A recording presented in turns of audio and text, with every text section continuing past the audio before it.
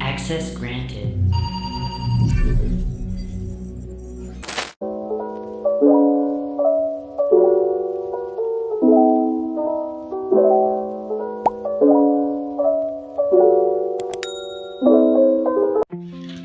Assalamualaikum warahmatullahi wabarakatuh. Perkenalkan, nama saya Tri Afiani dengan NIM F1C4-22007 dari Prodi Biologi. Pada video saya kali ini bertujuan untuk memenuhi tugas akhir mata kuliah Biologi Dasar oleh dosen pengampu Bapak Ade Adriadi SSI MSI. Saya akan menjelaskan materi tentang ekologi. Secara etimologi, ekologi berasal dari bahasa Yunani, yaitu oikos yang berarti habitat atau tempat tinggal, dan logos artinya yaitu ilmu. Sedangkan secara keilmuan, ekologi merupakan cabang ilmu biologi yang mempelajari tentang interaksi atau hubungan timbal balik antara makhluk hidup dengan makhluk hidup lainnya dan dengan lingkungan sekitarnya.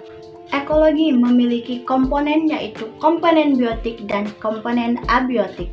Komponen biotik terdiri dari makhluk hidup yaitu manusia, hewan, tumbuhan, dan mikroorganisme.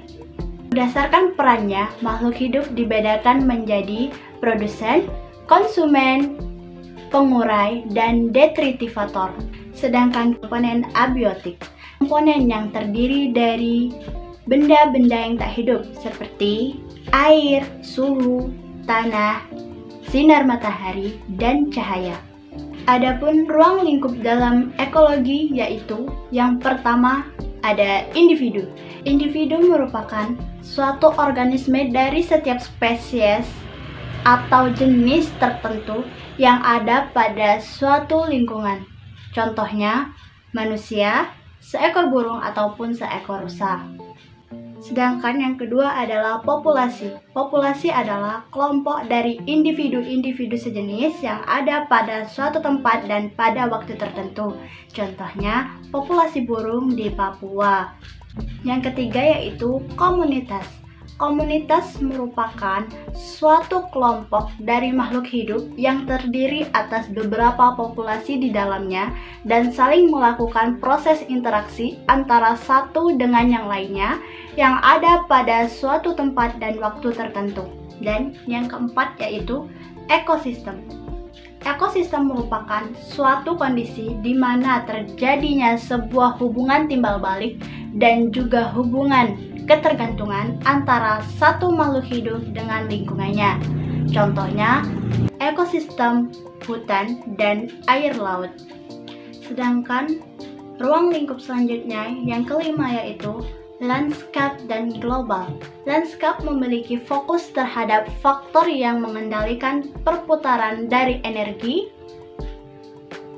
Landscape memiliki fokus terhadap faktor yang mengendalikan perputaran dari energi, materi, dan juga organis dalam satu ekosistem.